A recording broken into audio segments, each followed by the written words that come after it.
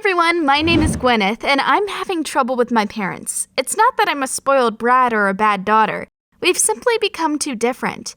How had that happened? Subscribe to the channel and I'll tell you my story. My parents were ordinary farmers in a small village in the south of the country. That's where I was born. What would life have been like had I stayed on the farm?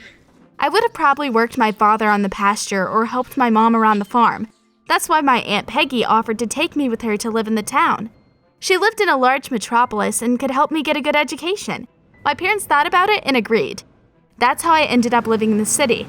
I was too young to really feel the difference between life in the countryside and the metropolis. However, time passed, and very soon, I got used to it. Aunt Peggy brought me to a good school, and within a few years, I became a real city girl.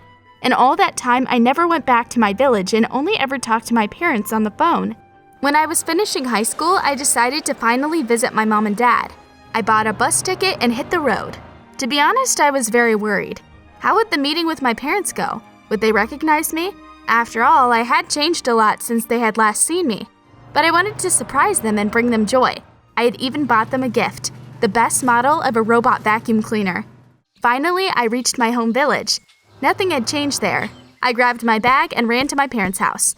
My mom came out to meet me. I wanted to hug her, but she said with a smile that her hands were dirty. Then my dad appeared in the yard. He shouted joyfully, "Gwyneth, look how big you've grown." I couldn't hold back the tears any longer and hugged them both. "What's with all this mushiness?" Dad asked cheerfully. My parents were rather reserved people. We went into the house and I handed them my present. They looked at the robot vacuum cleaner for a long time and said they had only seen such a thing on TV. Anyway, I was home again, but now everything there seemed alien to me. The air, the sounds, and of course the people. The villagers were very different from the townspeople, but I firmly decided that I should become like everyone else and told my parents that I wanted to help them around the farm. I was very busy the next day. At first, I helped my dad to take care of the animals, but I almost got bitten by a horse, and Dad said it was because it hadn't liked my awful perfume. I felt a bit stung because Dad didn't smell that great himself, but I decided to ignore it. Then I helped my mom around the house. However, after I'd spilled a bucket of water and broken a plate, my mom called me a klutz and sent me for a walk outside. It was really hurtful. And when we were having dinner in the evening, I suddenly saw that my present was standing under a pot of flowers. I asked my parents why they hadn't used a vacuum cleaner, to which my mother replied they couldn't figure out how it worked. They didn't need it anyway. That's when I got very disappointed with my parents. They were rude and uncultured. Either they had changed or I had spent too long away from the village and forgotten what it was like. They'd spent the whole day laughing at me when I failed at something and never said a good word to me. Long story short, they were completely different from how I imagined they would be. Such thoughts put me in a foul mood, and I decided to go for a little walk. I walked down the street and wondered why things were like that. Of course, for my parents, acting like that was normal, but for me, a city girl, their behavior seemed way too harsh. I had walked along the road past several farms when all of a sudden I met a guy. He saw me and shouted in surprise, "Gwyneth, is that really you?" I didn't recognize him, but he said his name was Bobby and we had been friends when we were very young. But of course, it was baby Bobby. I remembered him. Only now he was a grown-up and handsome guy. We got to talking and I told him what living in the city had been like. Bobby said that he, too, had long dreamed of getting out of the village. He was tired of working on his father's farm and wanted to do something cool. I think he was the only one in the village who understood me, so I broke down and complained about my parents to him. I told him that we had become completely different people and no longer understood each other. Bobby just said that it wasn't all that surprising as life in the city was very different from life in the country. I spent that evening with Bobby and was very grateful to him for being there for me. Just a couple of days later, my parents threw a party at our house. They invited everyone they knew to sit by the pool with barbecue and punch. I was glad for the change of pace, as the farm life is pretty boring.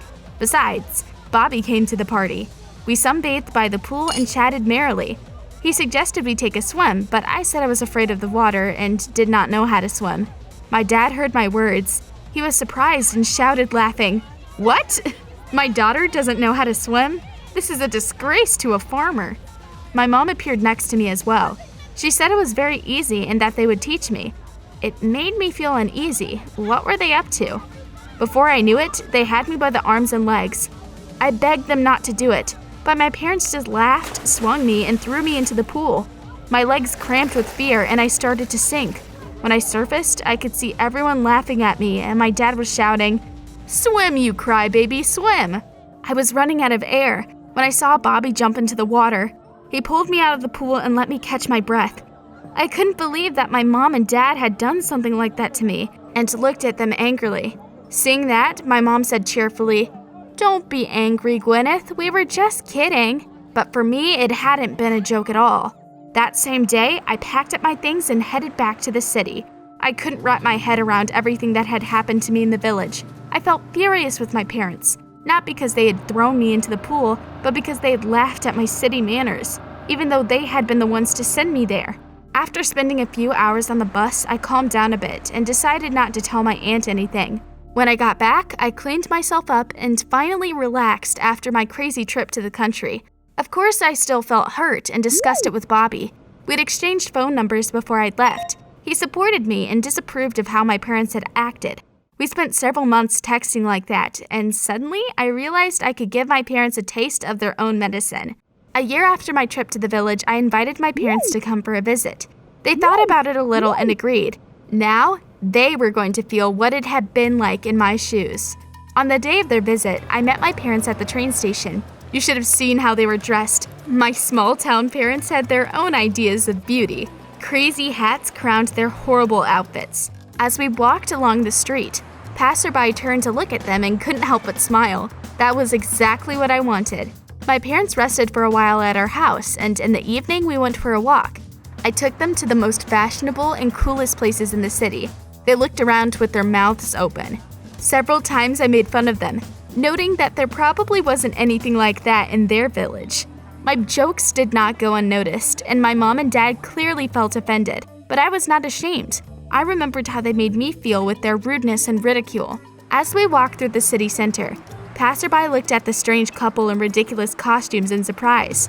Some even asked to take selfies with them, thinking that they were some street performers. My parents would get angry and refuse. They realized that they looked ridiculous and felt uncomfortable. Meanwhile, I was enjoying my little revenge and filming it all on my phone. In the evening, I sent those photos to Bobby and told him about my parents' first day in town. We made fun of them together, and I told him that the biggest surprise was waiting for them the following day. Do you want to know what happened then? I took my parents to the coolest water park in town. Fashionable young people came there to relax and discuss the latest news.